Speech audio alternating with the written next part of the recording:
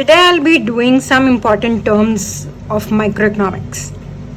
Scarcity, trade-offs, incentives, economics, market and marginal. Right, so I'll describe them one by one. Let's start with scarcity. What do you understand by scarcity? Scarcity means not enough of something. Okay, so scarcity means not enough labor, not enough water, not enough input, not enough any other resource, not enough medications. That's what scarcity means, right? Not enough. It basically means that your wants are greater than your means. So first is scarcity, right? So it basically means that your wants are greater than your means. That's what scarcity means. Okay, so that means that we have unlimited wants, right? We all have unlimited wants. We want everything in the world, but we have limited resources to it, right? That's what scarcity is. So just understand the meaning of scarcity first. Scarcity means not in abundance, all right? So scarcity means that your wants are greater than your means. So you have unlimited wants, but the means are limited to satisfy those wants. That's what scarcity is. Now, why does scarcity arise? Okay, from where? Why do we have scarcity? We have scarcity because we have this limited resource, right? Because we have few limitations, or you can say we have constraints, right? So the limitations could be your limited resource. It could be the limited income that we have. So I want to buy a Ferrari, but I don't have the income to buy that, right? So my income is limited. So Y stands for the income, right? So I have limited income. Then it could be I have limited time to do something. So my time is limited. I want to go for shopping, I want to go to a movie theater, I want to visit a friend, but I have limited time, right? I can do one or two things only within that time period. So scarcity arises because we have limitations, we have constraints. That's why scarcity is there. Okay, and scarcity arises because of this. And what is scarcity? That basically is your wants are greater than these limited resources that you have. Okay, so as I have given you the example, let's say I have the let's say I want to buy a dress, but I don't have the money to buy that dress, right? So there's a scarce, the resource is the good is scarce to be. Okay, right?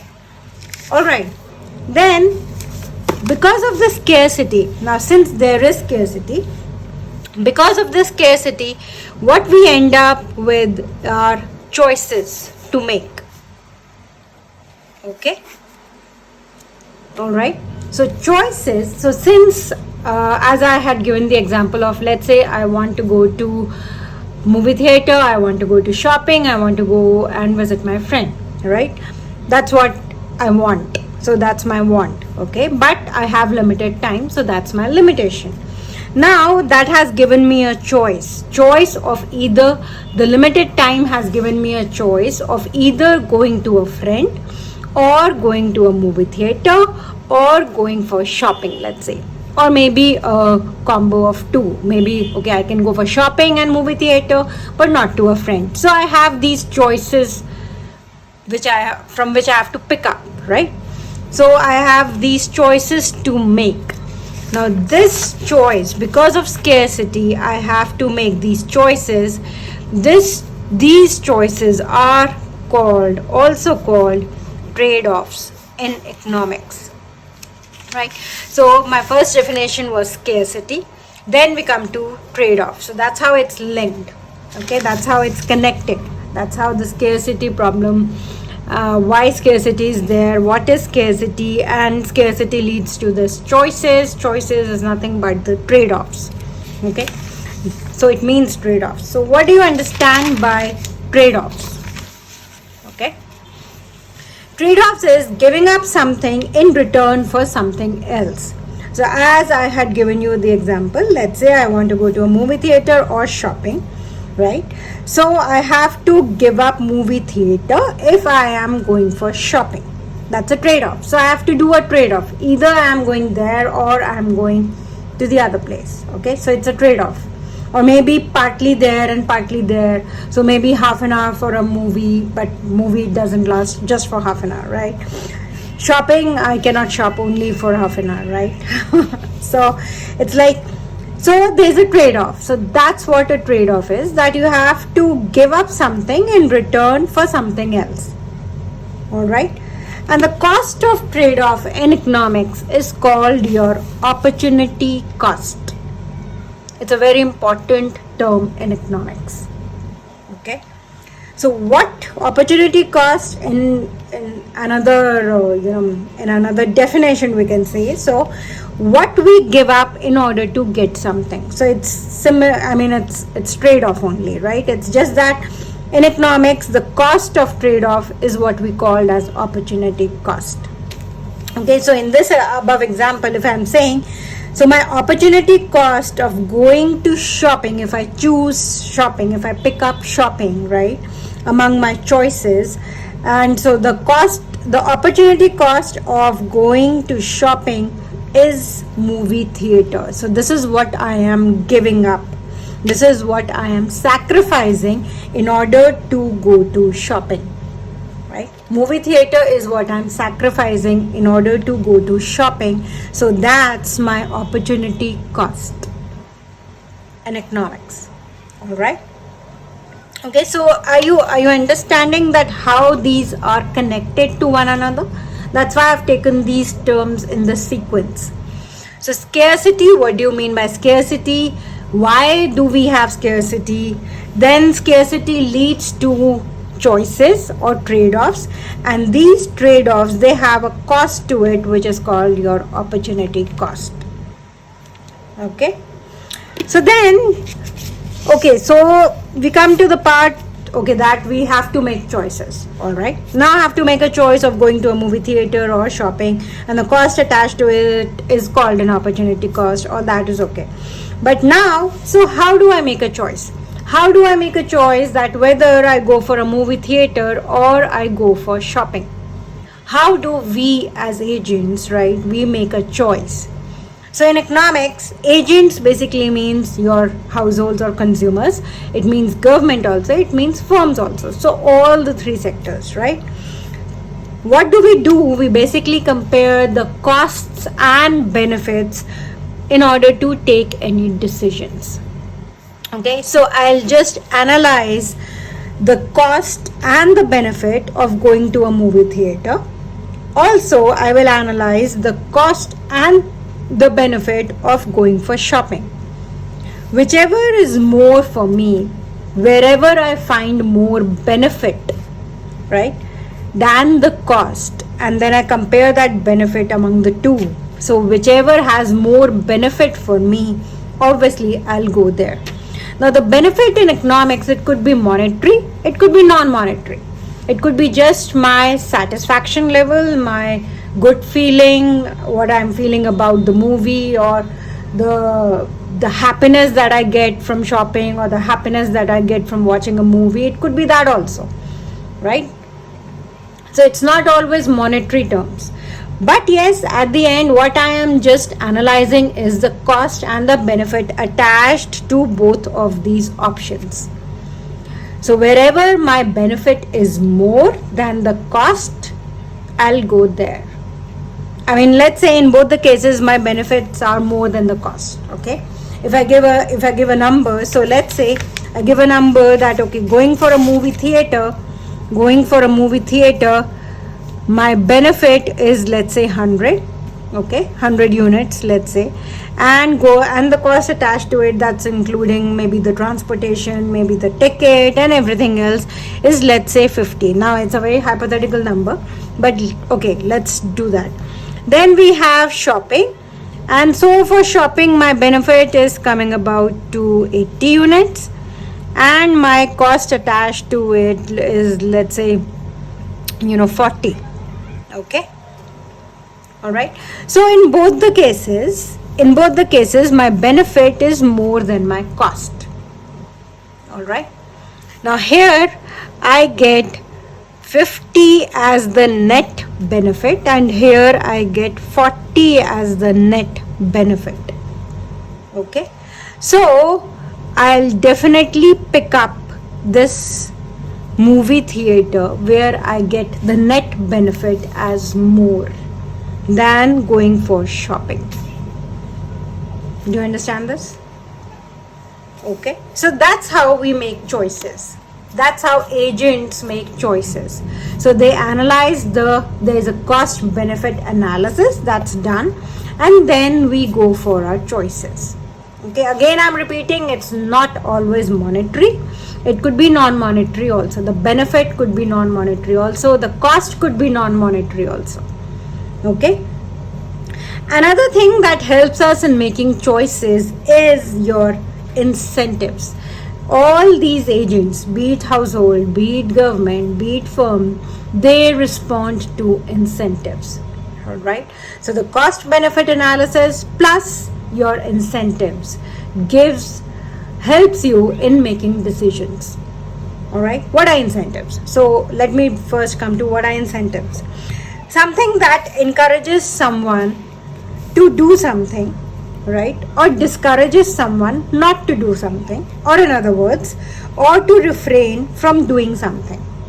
Okay, so in simple language, something that encourages someone to do something. So if I have given, let's say government has given a subsidy, okay, on the production of a product, let's say. All right, so if that happens, then it's giving me an incentive, it's encouraging me to go for the production of that product. Okay, so that's an incentive. So my decision actually depends upon that incentive also. Not only on that incentive, I'll do my cost benefit analysis as well, but it depends upon that incentive as well. All right. Now let's say that the taxes are raised by the government. Now that's a disincentive, right? I mean, it's a negative incentive which has discouraged me to spend more. Correct? Or it has encouraged me not to spend. One and the same thing. Right? So that's what an incentive is. It's something that encourages someone to do something or to refrain from doing something.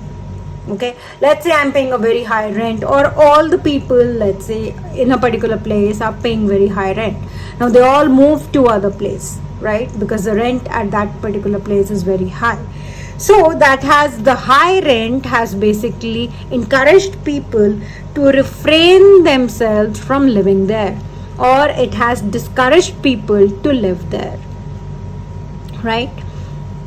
So that's what an incentive is. So now coming back to my example, let's say along with the cost benefit analysis that we just did for this movie theater and shopping, there are some incentives attached to it as well.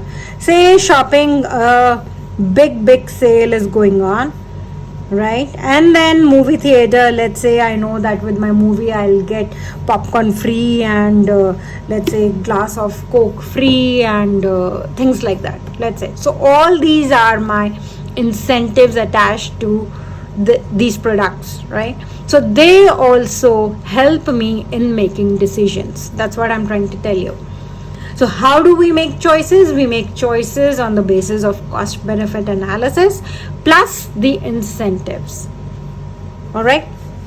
Okay, so these are the basic three terms that we have covered. So scarcity, trade-offs and incentives. And I hope you have understood how are they connected to each other. All right, so I'll repeat that again.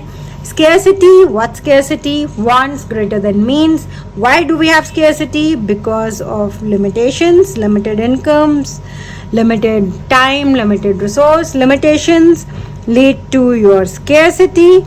Scarcity leads us to make choices or trade-offs, do trade-offs, and these trade-offs are finally okay, so we do these choices. Then how do we make these choices? We make these choices or we make decisions on the basis of cost benefit analysis and incentives. Do you understand this? Alright, now we come to the definition of what's economics. So it's all related, right? So what do you understand by economics? Just think about it for a minute. Okay. Economics is basically the study of how society manages its scarce resources. So we have understood that the resources are scarce, right? How society manages its scarce resources to produce goods and services, to distribute them among its people. All right? So how these scarce resources are managed or are used by the society. So society means all the agents. So it includes your households, your firms, your government, everyone, to produce goods and services and to distribute them among its people. All that, how does the society manages all this, is what economics is. All right. Now there are many alternative definitions of economics as well. In different books you will find different definitions of economics, right? But I like this one because it captures a broader aspect, right? But yes, I'll give you one more definition of economics, alternative definition. It is also actually a study of how people make decisions and interact with each other, and how these decisions affect the course of society. So therein come when we make our decisions, right? So it's a study of how people make decisions. So where we basically in that we study, okay, how do we make decisions? We study about the cost benefit analysis. We study about the impact of incentives on our decisions. What incentives help us? What are disincentives, right? So it is basically study of how people make decisions and they interact with each other as well, and how these decisions affect the course of society, and finally how these decisions affect our society. Let's say a firm wants to have a power plant, right? Or wants to build a dam, let's say, okay, wants to build a dam. Now, so how a firm takes that decision, that's what we study in economics, right? How does it interact with, let's say, the government officials, with, let's say, the people, and then how does that decision affect the society? Now in this particular example I'm talking about of building a dam, how does it affect the people out there, right? Or how does it affect, the, let's say, the electricity, okay? That's what the dams are built for, one of the reasons, okay? So does it create enough electricity, or how does it impact the environment? Even that's studied in economics, okay? Because obviously there's a loss of environment when we are building up infrastructures. So how that is compensated? Is it compensated by the firms, or is it not? Or what is the cost attached to it? What is the benefit? And everything else, okay? All right. Then from here we go to, in the first definition we talked about its distribution among its people. So now from that distribution aspect we come to how are we distributing the goods and services in the society, is basically through a market. So what's a market? What do you understand by a market? So a market basically is an area where buyers and sellers negotiate the exchange of some product or related group of products, okay? So there's a buyer, there's a seller, and they exchange some goods or a group of products, okay? And and they negotiate with each other. They exchange views, they negotiate. And the tool of negotiation nowadays, right? We are through with the barter system. So the tool of negotiation nowadays is your price, the prices. So a market is also a place that determines the price of a product or set of products, correct? So it's also a place where you can say, with the negotiations that are held between buyers and sellers for the products, a price is set. So a price is determined for each product. All right, that's what a market is. What I really want you to understand is that how these definitions are connected to one another. You don't have to learn these definitions, mug it up, right? Just understand the concept and then try to apply it in your everyday life. Okay? All right. Then my last and the most important definition is marginal. Now, marginal is highly important in economics. You will come across this marginal term many times. Okay, so just try to understand the concept of marginal. Marginal means additional. Okay, marginal means that one extra unit. It means one extra unit of product or a service.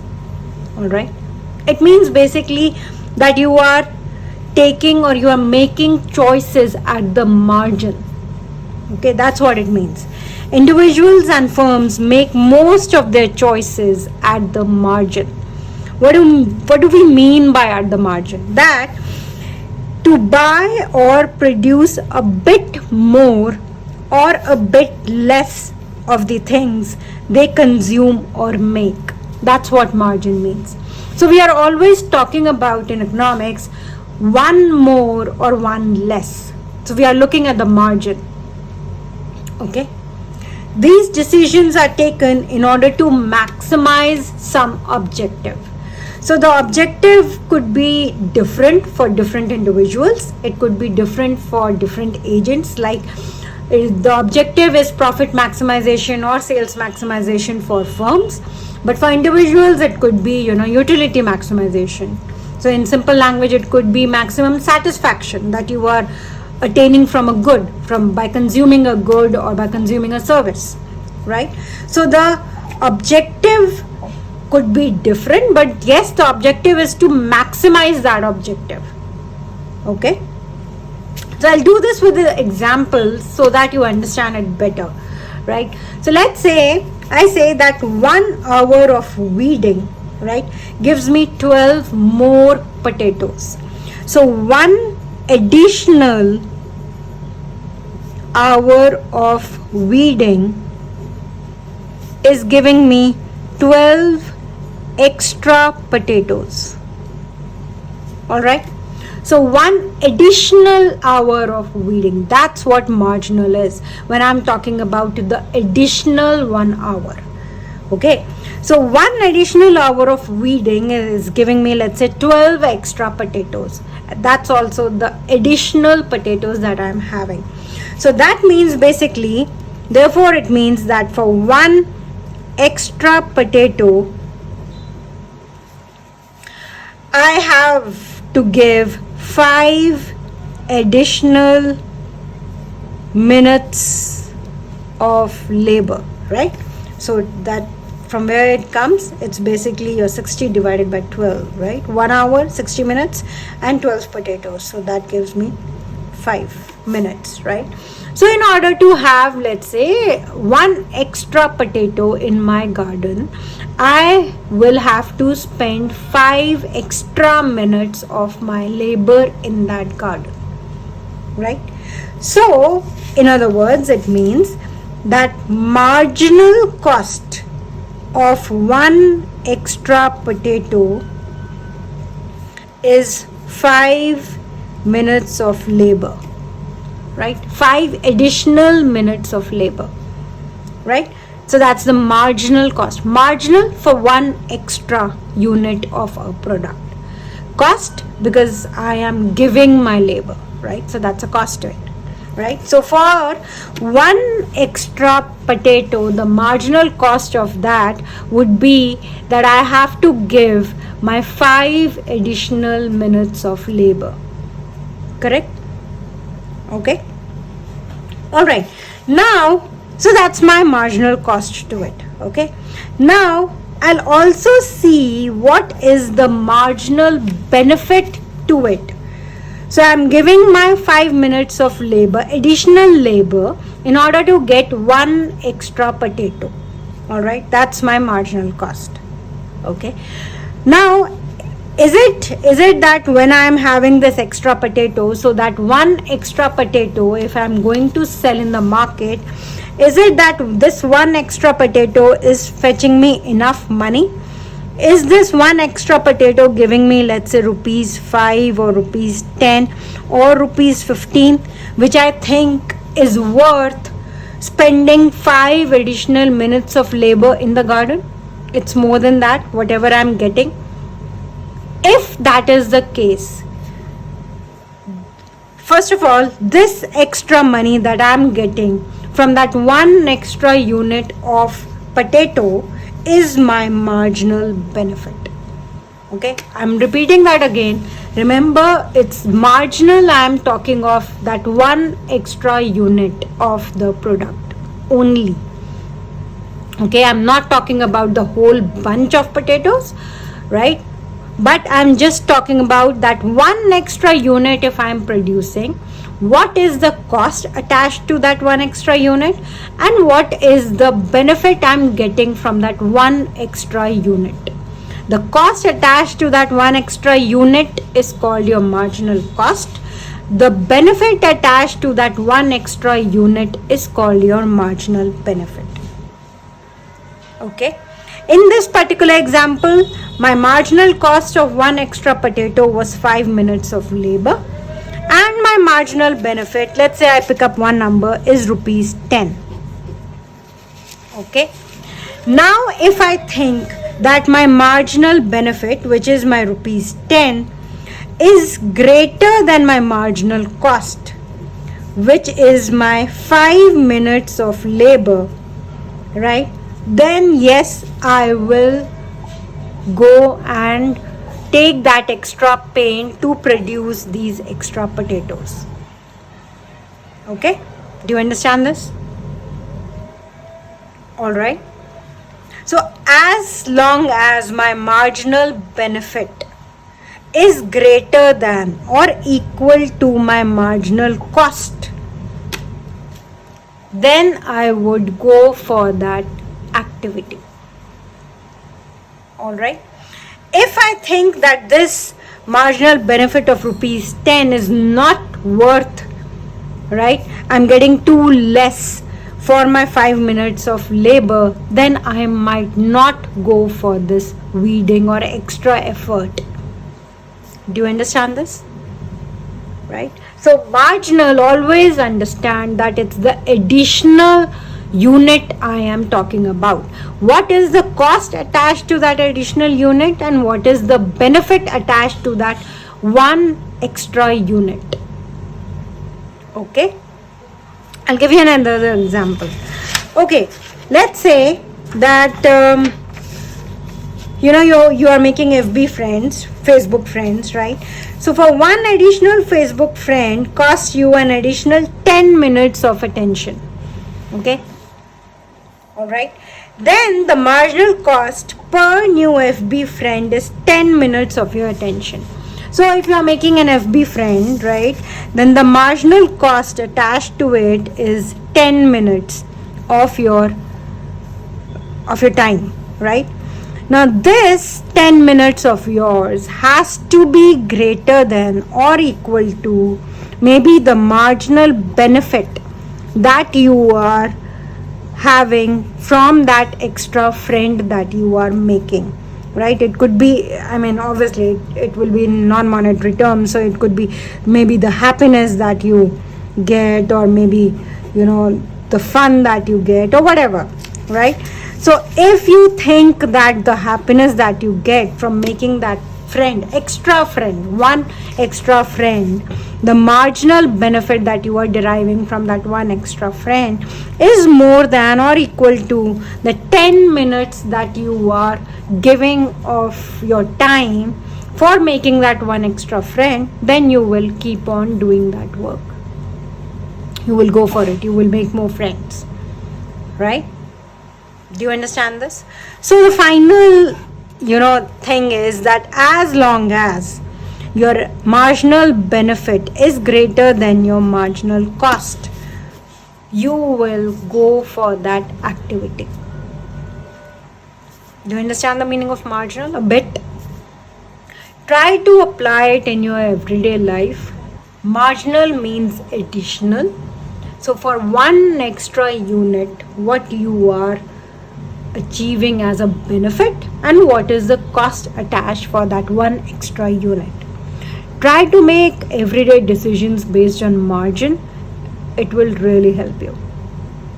Thank you. Bye bye.